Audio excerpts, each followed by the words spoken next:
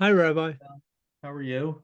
Good. Hey, I have a quick question Hmm. uh, right before we start. A Yeah. technical question. So when I was down in Florida, my cousin, who was on the cemetery committee at Hmm. her synagogue, has always been asked by other congregants why it's not proper to visit the cemetery on Shabbat.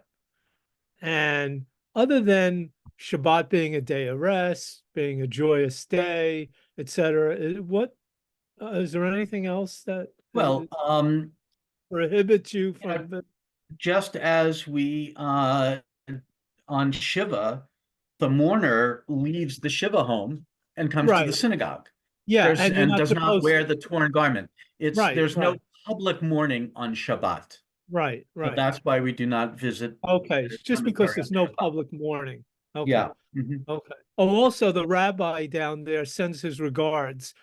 His name is Jeffrey Spector. Oh yes. Uh-huh.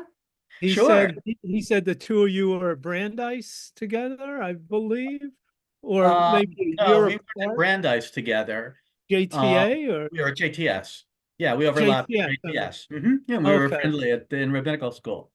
Yeah, Yeah, yeah, he's a good guy. yeah. He's nice. Very, very nice. Yeah, I Okay. haven't seen Rabbi Spector for a long time, Yeah. unfortunately. He used to be the rabbi in Livingston. Really? Yeah, at Beth Shalom on Route 10 or Livingston Northfield. Yeah, No, not Northfield. It's I forget, Mount Pleasant Avenue or something like that. I forgot. I Route don't know. 10. Route But 10 that's in Livingston. I forgot that he was in Livingston. Yeah. And Yeah. then he's been the rabbi down there at Oheb Shalom in or Maitland, actually. It's right, it's a suburb of Orlando. Hmm. It's for a little less than 2 years. Oh, okay. So he hasn't been there very long. I thought he was, I kind of remember that he was up in the Near East and thinking, God, we should get together. And uh, Right, right. okay. But he Oh, sends his regards well, too. thank you very, very much. Yeah, no Had I known problem. he was there, I would have sent mine. Hi, Charlotte. You're muted. So, okay, here's your hoodie. I know Ricky can't make it today. Oh, okay. He's got someone working on the house. I mean, I've also got someone working on the house here, but he Right, just does his work. It's our neighbor. He's been right, painting our who's at our one of our bathrooms, and he has to fix the door in another bathroom. So right. Oh yeah, from what happened. yes, what happened? Yes. So and our family is coming in for Allison's birthday. Oh, nice. Yeah, so my brother-in-law and sister-in-law are getting in tomorrow, and we want them to have a bathroom where you can close the door. Yes, that would be nice. Hi, Rabbi Zucker. Hi, Good Yehudi. morning. Hi, Rabbi Zucker. Hi, Rabbi Papi. I Hi, hope Shell. everyone's doing well. How you doing? Hi. Okay, Shell. So far, so good. And here's Carol. Yay! I see Charlotte's there too on my Yeah, page. but she's muted at the moment and doesn't have video on.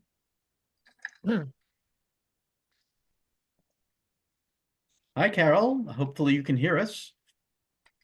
And Charlotte too needs to Yeah, turn on. yeah. Both Charlotte and Carol are their video is not working, or their video is off, and they are muted.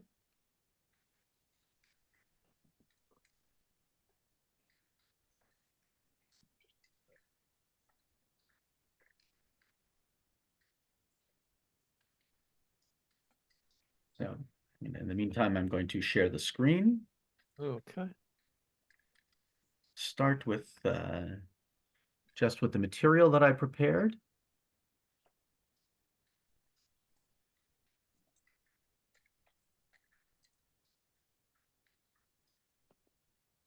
Good. Oh, I see what you're doing. This is going with that Shabbos program. Exactly. Yeah. As Shell, you may have seen, because it just literally just came out in the bulletin. We're kind of devoting this month to Shabbat. So I'm not working the entire month. No, only kidding. Our Committee on Law and Standards has decided for its topic on the International Day of Halachic Study, or whatever it's called, for conservative and Masorti congregations to study together a real teshuvah, a real legal responsum, so that people can learn a little bit about what the committee does and some of its findings. They don't necessarily choose the most exciting of the teshuvot, I but read it. I think it was very exciting. pardon me? I read it and I thought it was very exciting, but each to his own. Yeah, I haven't even read them yet. Oh yeah, they're out there, and basically, something, they're terrific and they're really interesting, and they are really use heavy-duty exploration of the sources. Yeah. So Excellent the choice. people who wrote them are very good people. So I would expect that they would be well presented. But I'm going to do a couple. That will be on the 25th, Sunday at noon on Sunday, February 25th, and a couple of two Tuesdays preceding. I'll take a look at some aspects of Shabbat, which part of which we're going to cover today. So we're taking a look at our parasha, which Yitro, which of course begins with Moshe's father-in-law hearing what has happened to the Israelites and coming with Zipporah, his wife, and his two sons to meet Moshe and the Israelites who are, have left Egypt and are marching through the Sinai. Well, they're not yet at Sinai. They're just getting there. And of course, we have the famous story of his father-in-law looking at Moshe working all day, answering all the questions. He said, this is, you can't be a workaholic. You got to divide the work. So he encourages him to set up the system of courts of judges for different increasing numbers of people, and the really serious cases will be brought to him. And it might be, I think, in our Eitz Chaim Chumash, or maybe it's Fox who mentions it. Someone mentions it that that's to some extent how it works in many Western countries, is that you've got certain local courts and you have larger courts and more powerful courts. So a similar type of system, which Moshe accepts. And then the people come to Sinai, all of the preparations, Moshe up and down the mountain. You'd think he had an elevator. He was just going, or an escalator, the way he's going up and down. Roller coaster was Rabbi Dallon's phrase. Okay, yeah, I like that. Yeah, because he's, and of course, the centerpiece is the Aseret HaDibrot, the 10 utterances, or 10 commandments, as we generally translate it. But the Hebrew uses dibor, which is translated adequately as utterance. It can be translated as commandment. But the whole character of this collection is unusual and remarkable. And of course, remarkable enough that it's repeated, as Moshe is reviewing their wanderings through the desert at the beginning of Devarim, we have a repetition of the 10 commandments, and we're going to take a look at the two versions. Not of the entire 10 commandments. We're just focusing now on the law for Shabbat. So, who would like to begin reading? Any volunteers? I'll volunteer. Can you hear me, Rabbi? Yeah, I can hear. Go ahead, Charlotte. Thank you. Be mindful of the Sabbath day to hallow it. For 6 days you are to serve and are to make all your work. But the seventh day is Sabbath for Hashem your God. You are not to make any work, you and your son and your daughter, your servant and your maid, and your beast, and your sojourner who is within your gates. For in 6 days Hashem made the heavens and the earth, the sea and all that is in it, and he rested on the seventh day. Therefore Hashem gave the Sabbath day his blessing, and he hallowed it. Okay, so these verses should also be familiar because in the Ashkenazic tradition, they are added to the blessing over the wine on Shabbat morning. You know, of course, we have Kiddush on Friday night. That is actually really a Kiddush, a sanctification, because you have the blessing over the wine, Barei Pri Hagafen, and then the second paragraph is the actual blessing of Kiddush, of sanctification, Mikadesh HaShabbat, who sanctifies Shabbat. Now, Shabbat morning, we have the bracha over the wine, which our rabbis called Kiddush Rabbah, the great Kiddush, because there's no Kiddush there. So they add their different traditions on what psukim are added beforehand. And it just so happens in our tradition, and we recite it in our congregation, it's these words from the Ten Commandments. So forgive me if I don't always say 10 utterances, it just doesn't work quite as well in English. So here is the first presentation of Shabbat, even though there are certainly echoes ahead of time in the story of creation. Shabbat is already seen as part of creation. That is the culmination, in fact, of creation. God rests from his work in the 6 days of creation. And then we also have a hint of it in terms of the law we saw last week for the manna. They can only gather it. They have to gather it at 2 portions on Friday. Hence the idea of having lechem mishneh, 2 loaves, full loaves of bread for hamotzi on Shabbat. But here we finally have the law. Now, first reactions, what do we see here? Why do we have Shabbat? Why is Shabbat holy? Or why do we have to make Shabbat holy? Zachor et Yom HaShabbat lekadesho. Be mindful of the Sabbath day to hallow it. It's God created the world in 6 days, and he rested on the 7th, and we should rest too. Exactly.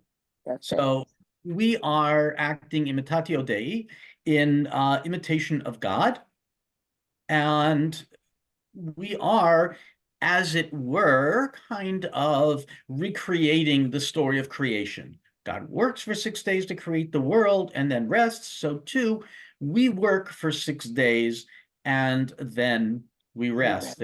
I have to share in the footnote a great little midrash on that, kind of important to keep in mind.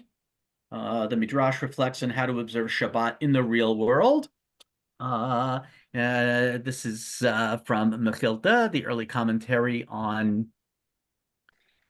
Exodus. He's quoting the verse, Shishit Yamim Tavod Vasita Kol Milachtecha. 6 days you shall work and do all of your labor. And so the Midrash asks, can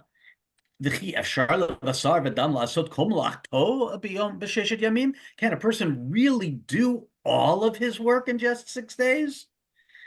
You rest on Shabbat as if all your work was done.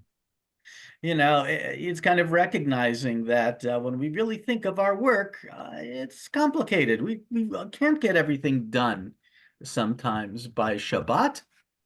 So you can still rest on Shabbat even if there's work to do. Our work may never be done. So I just love that midrash. I find it cute. Okay, coming back to our command, what else stands out in this command? Everyone. Right, everyone. So it's not just yeah, go ahead. Including animals. Right. Yeah. It's remarkably all-inclusive that everybody rests. Your son, your daughter, your servant, your maid, and even the animal, and a person who is dwelling in your midst who may not even be Jewish. So actually, I have not done the research on it, But the laws of the so-called Shabbos Goy are actually very complicated. You know, you can't just tell a non-Jew, oh, please do this for me.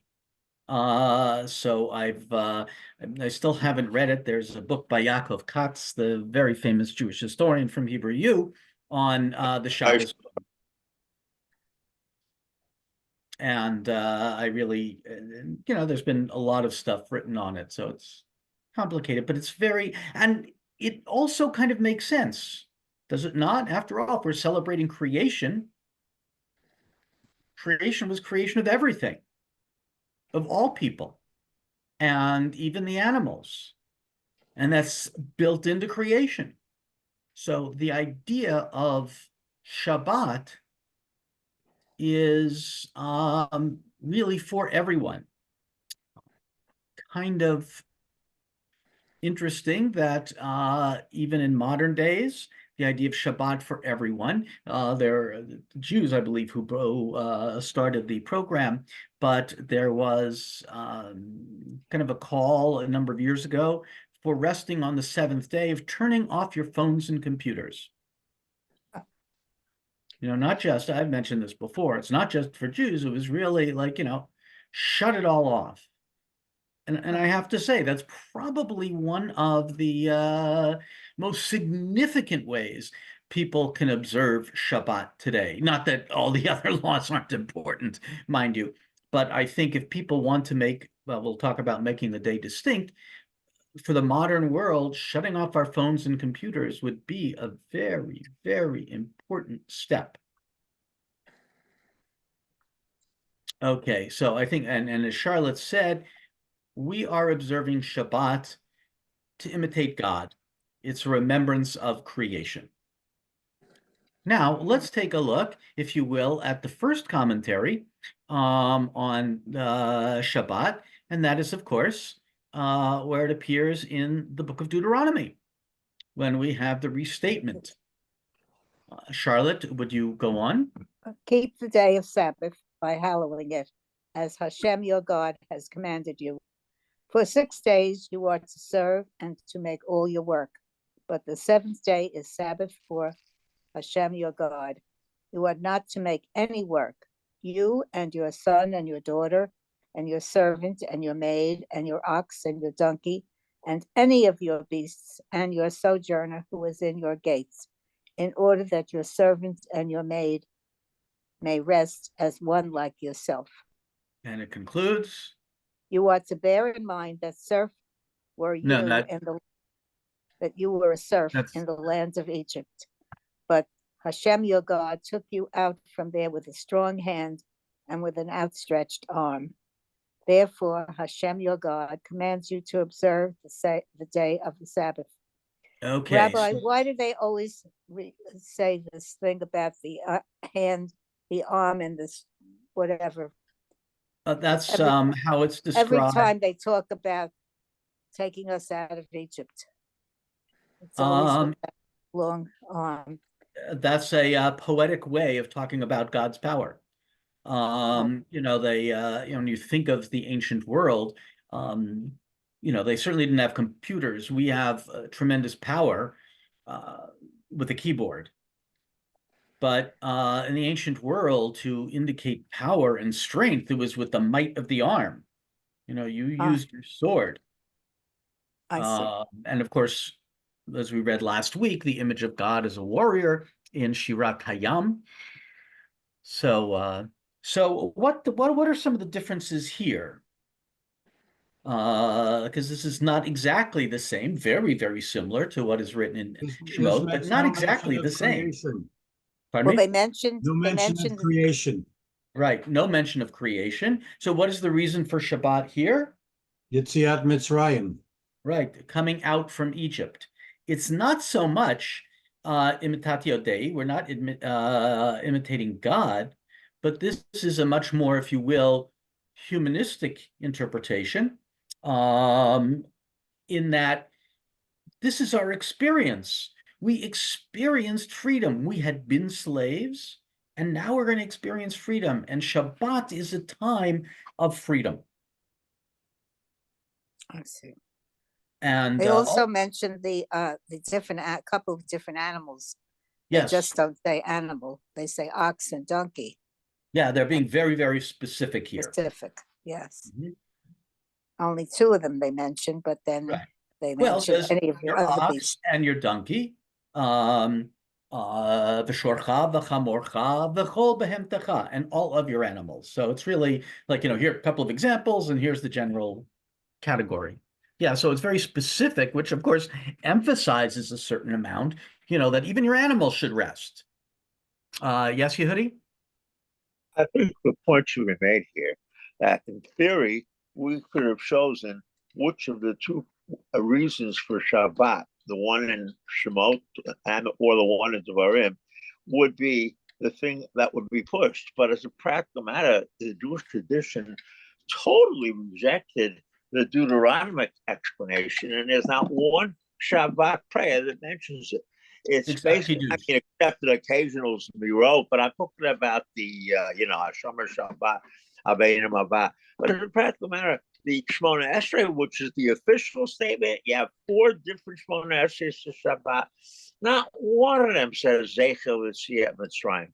They all say Zeichel Ma'aseh Bereshit. And furthermore, even the Kiddush, where people think that there's a mention of Yetziat Mitzrayim, it's misunderstood. Kihu Yom Techila L'Mekray Torah Zeichel Yetziat Mitzrayim means Shabbat is first among all, all. In other words, Shabbat is much more important than those holidays that are basically, that are a Zeichel Yetziat Mitzrayim. Shabbat is cosmic, whereas the other holidays are just historic. And the Jewish tradition basically decided that that's the way we're going to understand Shabbat, and not the way the Sefer Devarim understands it. Yes, absolutely. Although, I mean, I think the Zecher Yetziat Mitzrayim is kind of a nod to Deuteronomy, but you're right, it's within the context of all of the Chagim. Also, in the presentation of the Chagim, in Vayikra, the fullest presentation of our Chagim, Shabbat comes before all of the holidays. And we know that Shabbat, and we'll certainly talk about this, Shabbat is kind of the holiness.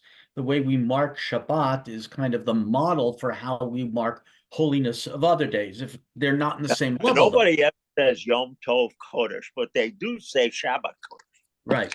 And in fact, indeed, that's how we normally refer to it. Yeah. And I never my wife heard anybody say Yom Tov Kodesh. Yeah, no. And in fact, as in our studies later this month, Heschel emphasizes, other people emphasize it. The first thing called holy is Shabbat.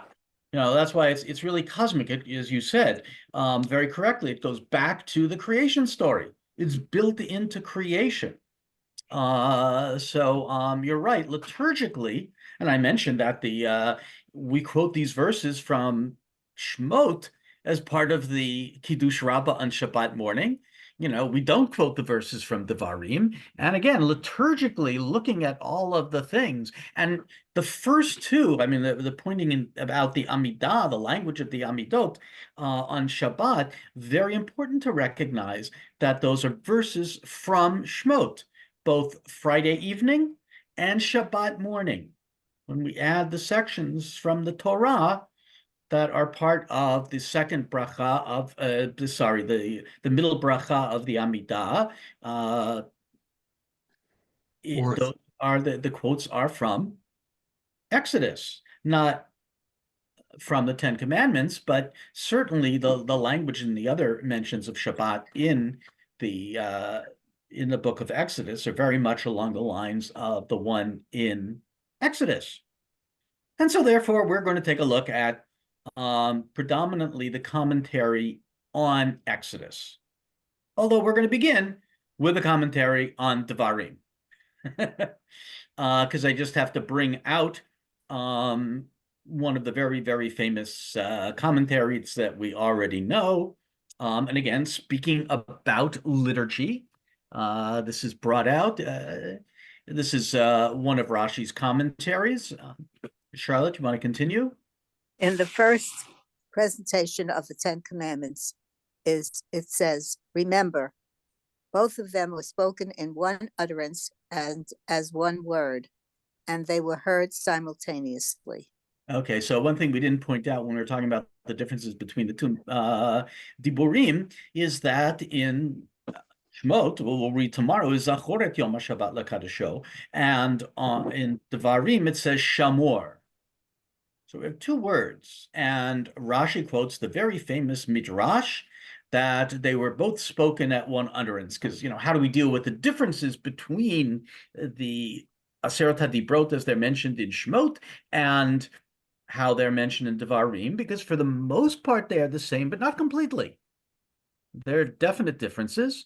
And, one example, particularly here for Shamor and Zachor, as we know from Lechadodi, Zachor v'Shamor b'dibur echad.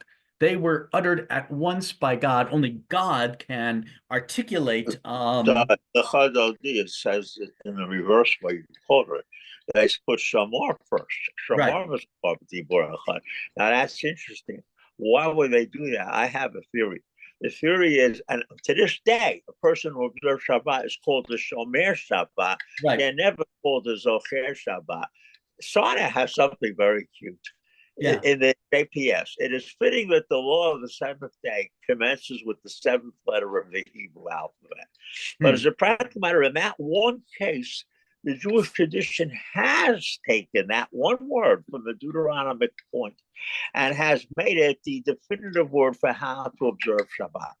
Okay, which is again a very interesting choice. You have two different ways laid out in front of you. For this one word, we take the Deuteronomic position, but for everything else, we take the Shmo tradition. Right. Although I would say that in Lechadodi, it was chosen for poetic reasons, as Shlomo is most likely You're right. the name But of the author. Yeah, you're right, Rabbi Pup. Yeah. About that. But that doesn't change the fact that you're right. We talk about Shmirat Shabbat. In fact, a very well-known contemporary book on Shabbat observance is Shmirat Shabbat Kihilchata, observing Shabbat according to its law. So you're right. Shmirah is taken very literally. Also, we just want to take a look at the footnote number 2. The fact is that the idea of first, there are a couple of things here.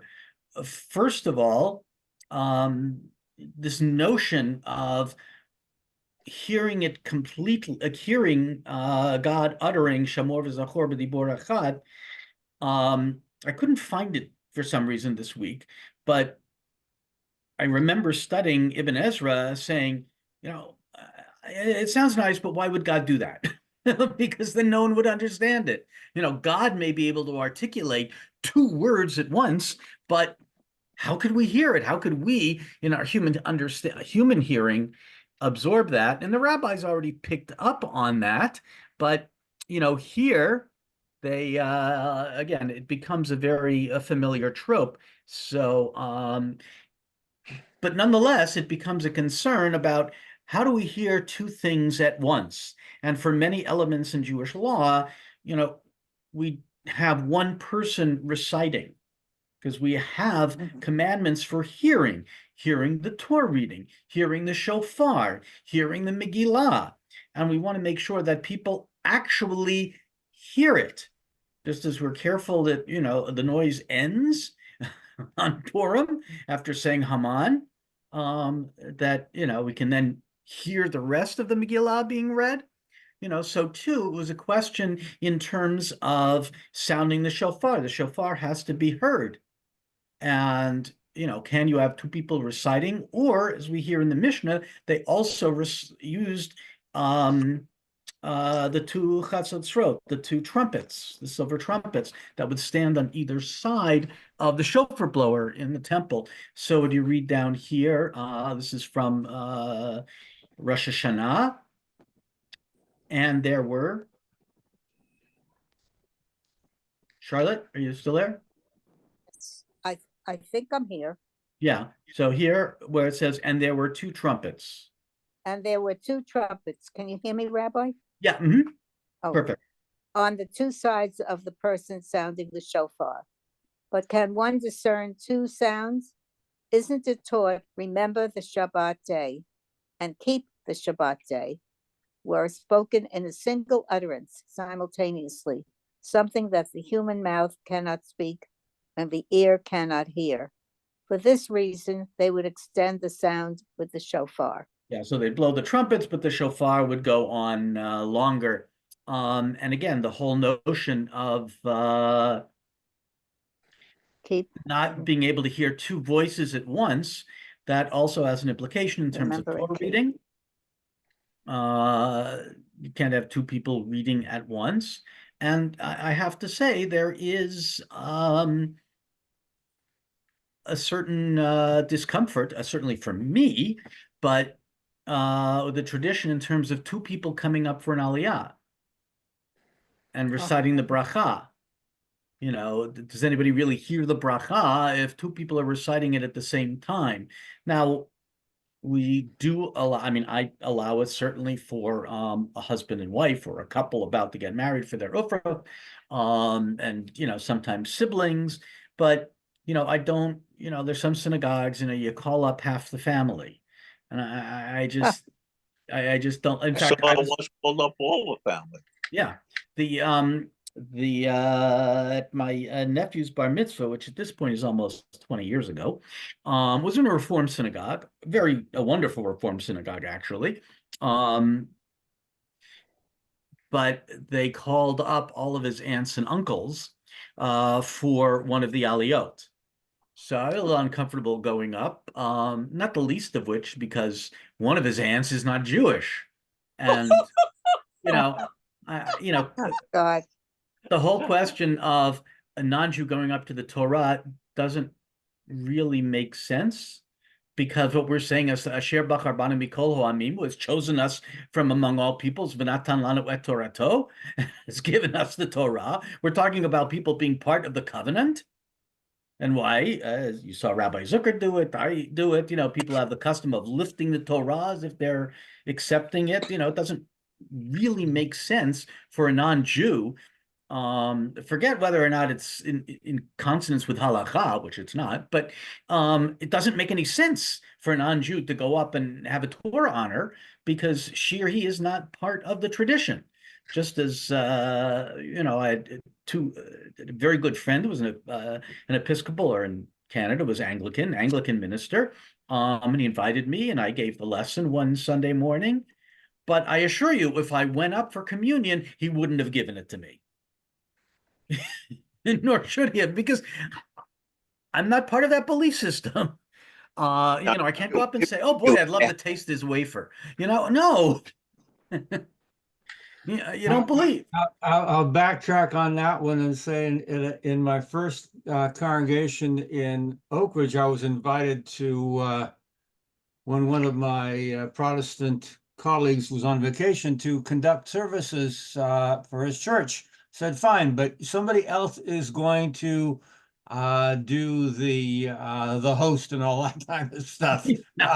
Get one of your deacons, not me. Sorry. Right. You know, I had no problem when I was in the Pennsylvania Youth Philharmonic, and we were like a musical offering on a Shabbat morning. I'm sorry, on Sunday morning. But because there was no real liturgy around it. But yeah. No. Anyway, it is something that, you know, is a very, very powerful image within rabbinic literature. And of course, it's made its way into Lecha Dodi, which is probably one of our most beloved prayers. Okay, now coming back to our section, to our parasha. So first of all, a comment by Rashi, and this will be the last one I'll make you read, Charlotte.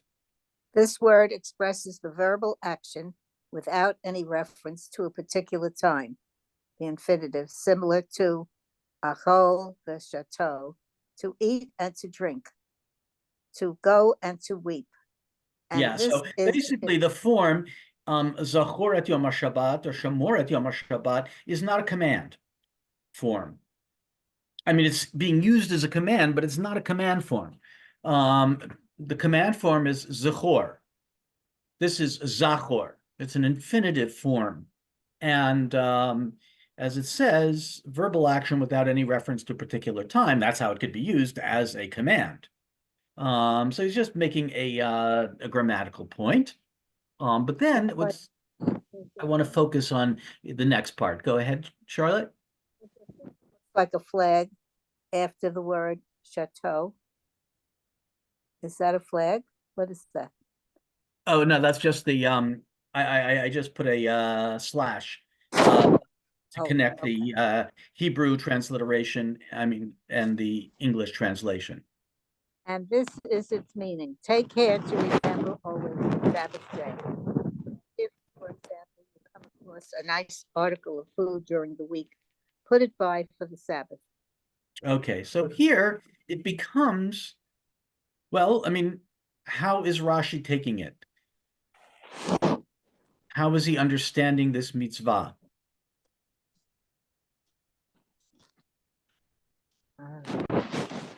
I mean, it's not just, observe Shabbat, but how does one observe Shabbat? And it kind of ties into the fact that he's saying that the verbal form is not in a particular time frame per se. So how is he talking Keep about it in mind. Shabbat? Pardon me? Keep it in mind always on. Anytime you do anything during the week, always keep your Shabbat in mind. It's easier to do on Thursday and Friday than it is on Sunday and Monday. But Yeah. furthermore, this whole bit with saving the food only works if you have a type of a food that basically can be saved that long. Mhm. In other words, but I do believe that this is also that same story of Hillel and Shammai. When do you buy a fish for Shabbat? So Shammai says you should basically pick it up as soon as you get your hands on it and put it away. And Hillel says, no, you can go shopping on Friday and God will see to it that you get the right part of fish. Baruch Hashem Yom Yom, Yeah. But Rashi writes there that the ordinary person should not conduct themselves like Hillel. They should conduct themselves like Shammai. Hillel's a big tzaddik, so he can say Baruch Hashem Yom Yom. Hashem does that for people like him. Doesn't do it for ordinary folk. So you want to prepare for Shabbat, you don't get started Friday morning. You get started early. Yeah. Just to make sure you have everything you need. And that turns out to be correct, especially in the wintertime. Yeah. But here what is interesting is Rashi is expanding this idea of observing Shabbat, not just for the day of Shabbat, but the entire week focuses on Shabbat. We begin by thinking about Shabbat, and we think about it. Observing Shabbat is thinking about Shabbat the whole week. Chizkuni, and if we have time, maybe we can look at it on Safaria, but I didn't have time. The translation really wasn't great. And I didn't have time to really go through it with the fine-tooth comb, but he talks about, the way we think of the days. We can't think of the days like other people that have names for the days. Everything has to be thinking about Shabbat. So how do we call the only day that is named in Hebrew is Shabbat. Every other day is Yom Rishon l'Shabbat, the first day to Shabbat. Yom Sheni l'Shabbat, the second day to Shabbat. Yom Shlishi l'Shabbat. And, in modern Hebrew, we say Yom Rishon, Yom Sheni. We don't say Monday, Tuesday. Everything is looking forward to Shabbat. It's interesting that even on Friday, you don't say Machar Shabbat like you say Machar Chodesh. Mhm. What you say is Yom Sheni. And that's become so prevalent that, like in modern Israel today, she has become almost people talk about she as much as they talk about Shabbat. Right. The newspapers call she, TV programs don't ask. In other words, she in Israel has become like Sunday is for us. Yeah. Not like for Christians. What is Sunday today to Jews?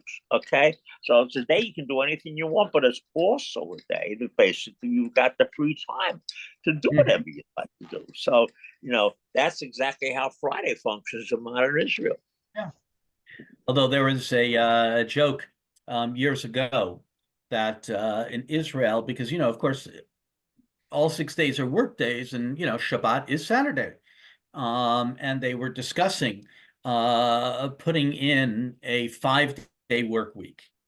They were really considering a 5-day work week in Israel, but they said they had to introduce it slowly. So first of all, they have to get Israelis to work 1 day a week, then 2 days a week, and maybe eventually we'll get them working 5 days a week. Oh, very good, Rabbi Paki. That was funny. Yeah, I always found that a great joke. Size funny. Yeah.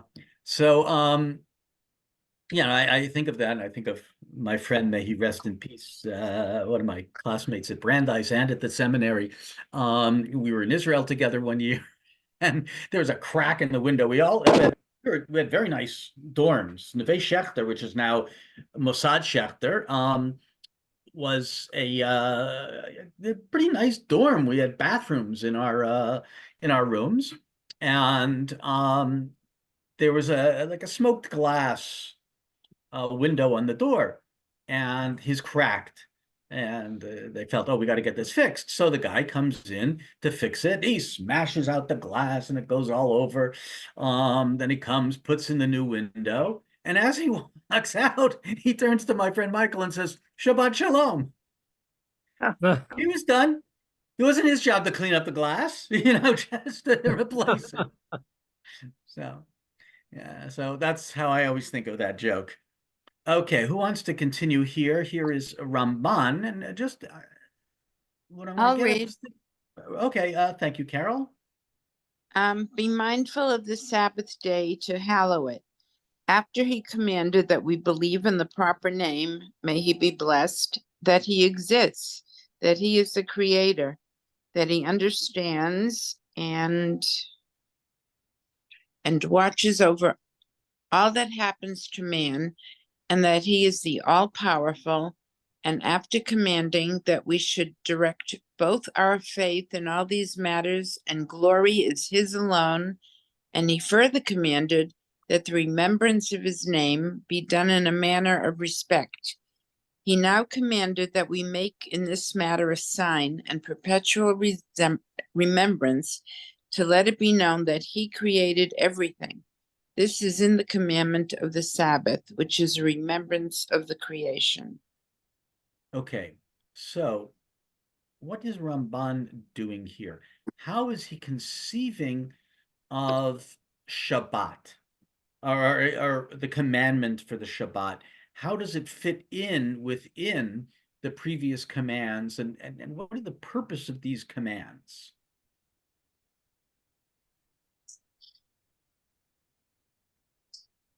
Is he presenting this as law per se, or something else? I think he's putting it in as respect, as he says, to do this. That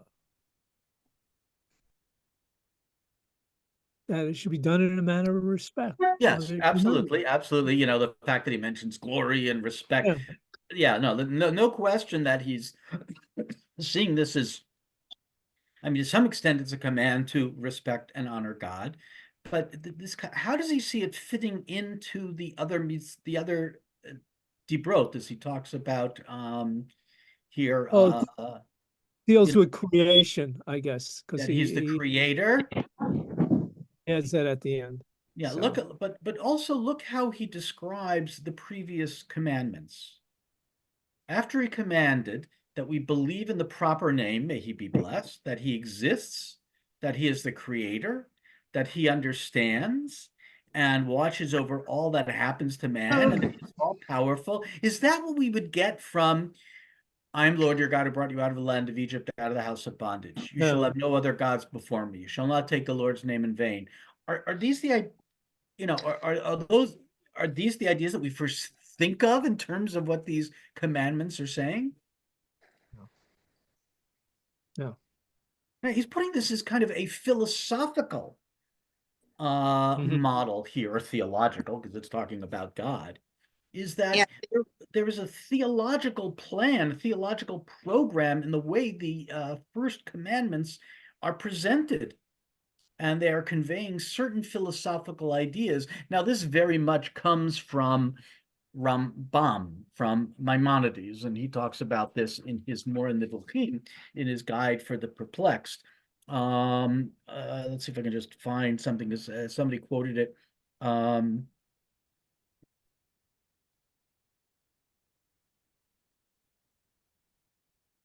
Yeah, so here is, I'm just quoting, it's not here, it's just quoting from Rambam.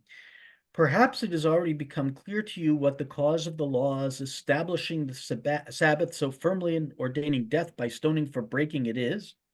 The master of the prophets, Moshe, has put people to death because of it. You know, we know in terms of the Moshe yeah. It comes third after the existence of the deity and the denial of dualism. Yeah, but that's a much more philosophical reading than we might normally get from the first two commandments. For the prohibition of the worship of anything except him only aims at the affirmation of the belief in his unity. He goes on, for this reason, we are ordered by the law to exalt this day in order that the principle of creation of the world and time be established and universally known in the world to the fact that all people refrain from working on one and the same day. Because in 6 days, it's acknowledging God. So it's kind of for Rambam, for Ramban, it's a philosophical idea as much as it might be, well, there are things that we do or don't do on Shabbat. It's really part of a theological framework. Yes, Yehudi? Rabban does not answer the most fundamental question that most people would ask as a result of reading what he just said, which is, if this is cosmic, and if this is something that everybody should recognize, then why is it only that Israelites are being commanded to observe this law? Obviously, there's something else going on here, and it's simply not correct to go ahead and make it look like if this is universal. It's not universal. It's particular to us, so much so that the rabbi said, Shabbat chayav mita. Okay? In other words, in fact, not only that, the Shacharit Shmona Esrei makes a big point about this. ולא נתתו השם אלוקינו לקויי ארצות, ולא הנחלתו מלכנו לילדי פסילים, וגם במנוחתו לא ישכנו ערלים, כי ישראל עמך נתתו לזרע יעקב אשר בם בחרת. It's very interesting. Shabbat Shmona Esrei don't start with Atah B'chartano like Yom Tov ones do. But they get that in somewhere. And one of the reasons they basically get it in later is because of the fact that they want to show it. How do we know that Hashem chose us? Because he gave us the Shabbat. Right. In theory, everybody should recognize Shabbat. In practice, it's suppressed. It's something not tam lano weta Shabbat. Ruki Hashem tam lachem et Shabbat. Which is very interesting because no place in the Torah does it ever say no tain ha Torah. The only thing that was given was notain was the luchot, but not the Torah itself. Just the luchot were given. So the Shabbat was given and the luchot were given, but given to who? Given just to us. Okay. If you look at the Ramban, it's very hard to understand why it would be given just to us. Yeah. But again, he's putting this into a theological framework much more so than a halachic framework. Which, certainly not necessarily surprising for Rambam, because he, as much as he was a halachist, he was also a philosopher, and Ramban also a halachist. Is very important commentary on the Talmud. But he's the one who disputed with non-Jews, at that time mostly with the Christian community. And here's somebody else who kind of puts this into a more theoretical framework than just a halachic. So do you want to go on, Carol? This is Sforno. Hang on. to hallow it. The reminder to remember the Sabbath constantly was intended to ensure that you observe all the commandments associated with the day. Even the order to work 6 days is intended to ensure that concentrating on the need to make a living during those days, this will enable such people to take their minds off such mundane matters on the Sabbath. Yeah. So, I mean, on one hand, this is a very halachic response. We don't work on Shabbat, or there are things that we don't do on Shabbat and that we do during the week. And we do all this during, but even, it's the perspective we saw before. Everything we do makes us focus on Shabbat. And let's read a similar idea from Shadal, Shmuel David Lutzato. Keep going. To hallow it, to make it distinct from the rest of the days, so that you do not use it for your benefit to do your work, but you will give it to heaven like a sacrifice or a raised offering.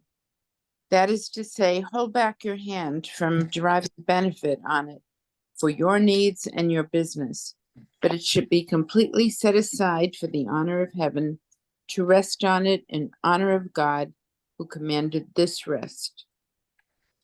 So, here too, there's a sense that Shadal is saying, this is a day for God. That what we're doing is showing honor to God. But very much what you were saying before, Shell, in terms of the honor and glory due to God, but that this is a day for God, if you will, and not for our personal needs, even though, other commentators talk about how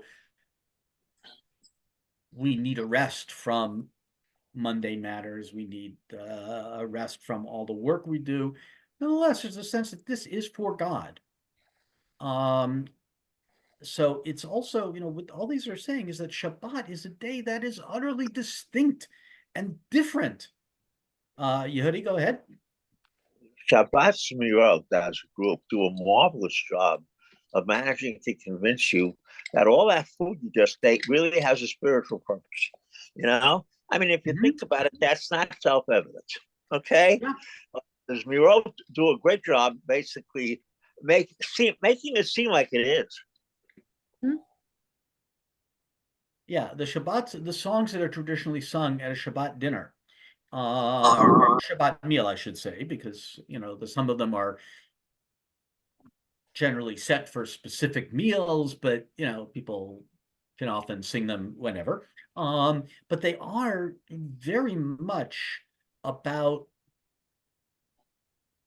what are the feelings of Shabbat? What are the ideas of Shabbat? Even if they reference very often specific halachic behaviors, it's very much about making this day different. And, they really, I mean, they're fascinating. I mean, we have a tendency to know certain teachings from Tanakh, certain teachings from rabbinic literature and Midrash, but, and even the liturgy. But sometimes we forget the poetry of our people, which is often quite evocative and beautiful. Now I'm sorry I did not have a chance to translate. It was Kli Yakar. They didn't have a chance to translate. So certainly I'm going to translate it now, and anyone who wishes to correct my translation, please do so. So of course he's quoting our verse, remember the Sabbath day, or keep mindful of the Sabbath in order to hallow it. The Fishi's here al Kabbalat ol Malchuto Yitbarach. Since he's already warned or cautioned concerning the acceptance of the yoke of God's kingdom, may God be blessed. Shelo yelo Elohim acherim, that one should not have other gods. The samachlo inyan isor hashvua, and he juxtaposed to that the matter of forbidding an oath. Because that, it's taking the Lord's, when he talks about taking the Lord's name in vain, that's really talking about using God's name in an oath. Ki kol zeh me'inyan kiddushat shmo yitbarach.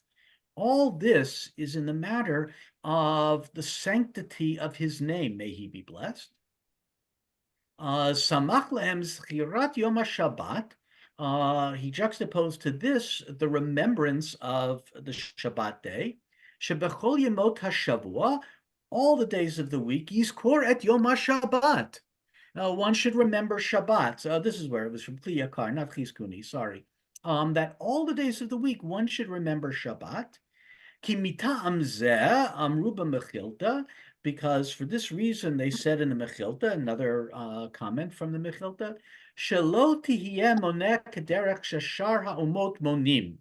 One should not count the days, one should not count in the way that all the other peoples count. Ella tehei moneh l'shem Shabbat, rishon l'Shabbat, sheni b'Shabbat. One should count for the sake of Shabbat, the first day to Shabbat, the second day Shabbat, exactly what I said before. I'm sorry, I forgot it was from here. The al yedei zeh, and by this, tizkor et yom HaShabbat, you will remember Shabbat. Uzechira zomo elet lekadesh et Hashem itbarach. And remembering helps or is effective to sanctify his name, or to sanctify God, may he be blessed. The Zion Shin, I'll get to in one moment, Yehudi. Just want to finish reading this. The Zion Shin. Not quite. Anyway, Lakach.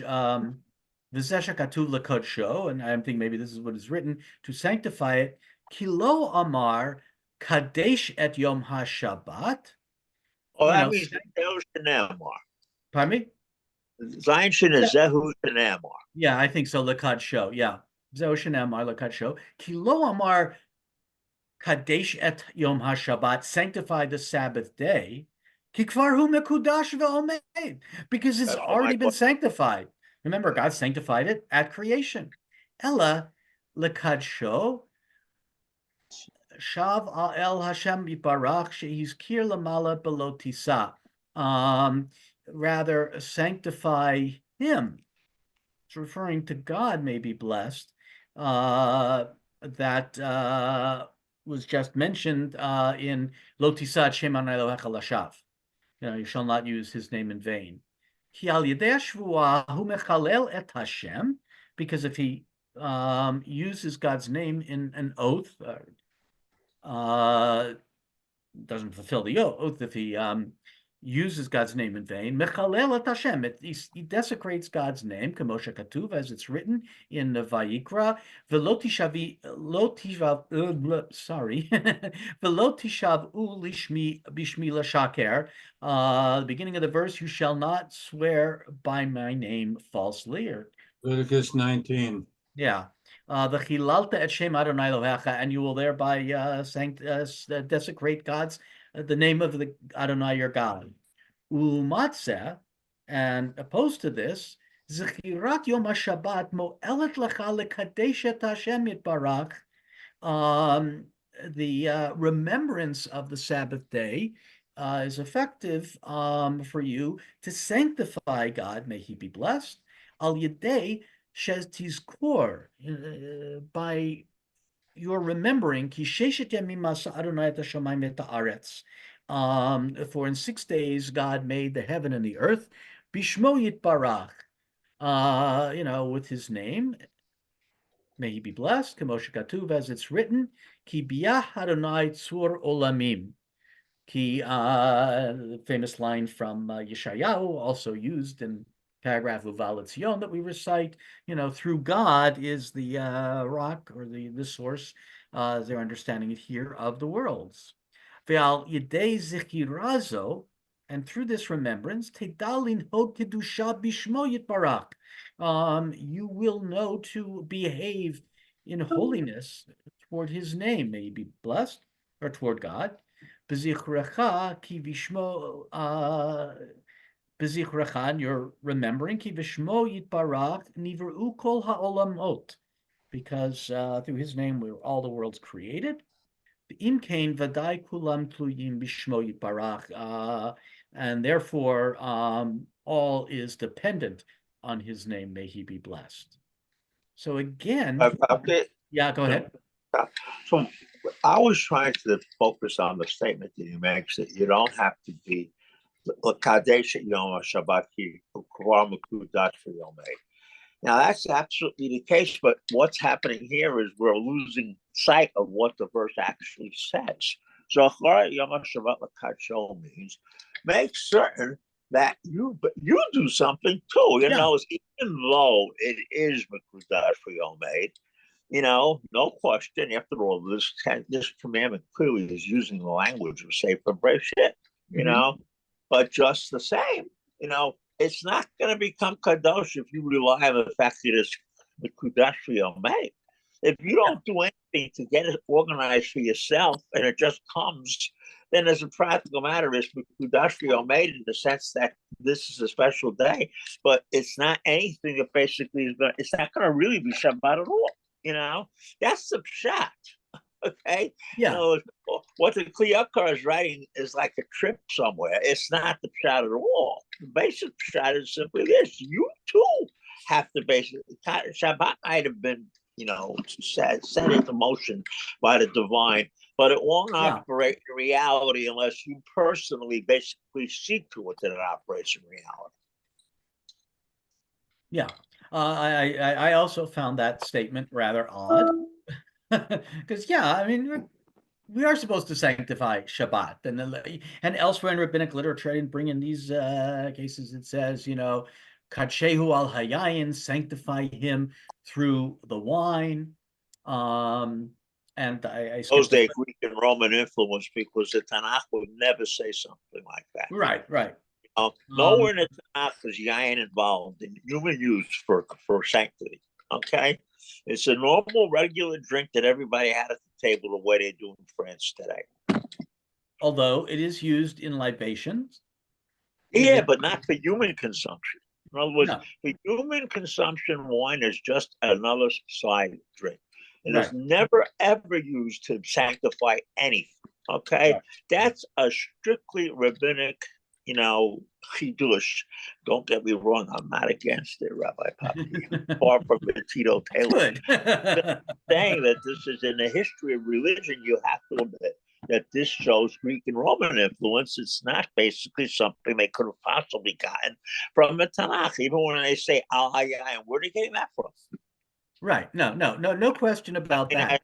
Clearly, they're getting that from the society that they live in. Where do they get the idea that on night of Pesach, even the poorest of the poor have to be given funds to buy 4 cups of wine?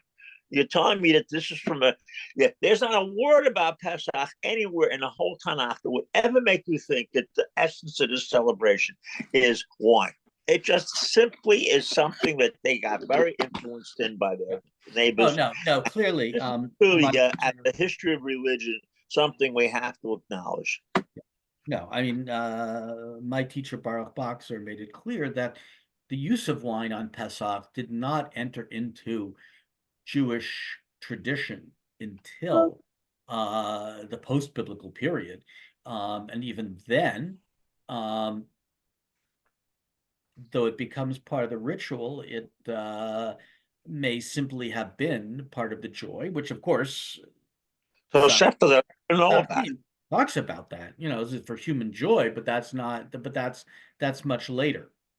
Absolutely. So my point in bringing all of these things is in looking at Shabbat. Yes, the halachic background is there, but this is also taken in a much more, as I said, theological manner, that it's part of thinking about God and how we think about God. And, you know, for Ramban and Rambam, it's kind of this part of this theological presentation at the beginning of the mitzvot. There's so much more to Shabbat than just observing Shabbat. I mean, Shabbat is observed throughout the week. It's a mindset. And I think that's really important to realize as we even approach some of the halachic issues of Shabbat, that what is prohibited, what is permitted, etc., that the observance of Shabbat is not just in the details of the law, which it most certainly is, but it's also a whole conceptual framework. And I mean, I think that that's very much behind what many people have written, whether we're talking about Heschel or Yitz Greenberg, that the Shabbat has this whole mindset associated with it. And, here we see it in so much of the writings of our Mefarshim on this parasha. And also even the fact that this first presentation of the mitzvah, what it's concerned with is imitatio Dei, imitating God. So it's understandable that our Mefarshim explain that this commandment is about God. And it's only in Devarim, and Devarim does not become, as you correctly pointed out, within our tradition, Yehudi, that this has not become the dominant text on Shabbat that we use throughout our, throughout our liturgy and our thinking, but that it's really as much a theological expression as it may be a legal expression. So that's just what I wanted to point out for this week. Asher kochacha. Baruch Tiyah. Thank you, Rabbi. Very good. Thank Yeah. you, Robert. Have a good week, and I hope you'll be able to join us for these sessions. The information just came out, so it's like, if you haven't heard of it, don't worry about it. It literally just came out. And I mentioned last night on the Zoom, not only do we have a that also just came out, the Yartzeit, the Yartzeit Minyan we have tonight on Zoom, and then there's one on Monday as well, just before the ritual committee. But also my friend Rabbi Bob Carroll will be speaking on the 18th, Sunday evening, the 18th, on the topic. He's the one who works for Interfaith International, and he'll be talking about doing interfaith work in troubled times. So you'll hear more about that later. So I wish everybody a Shabbat Shalom. Likewise. Shabbat Shalom, Rabbi Happy Shvar Kochacha. Yeah. Much.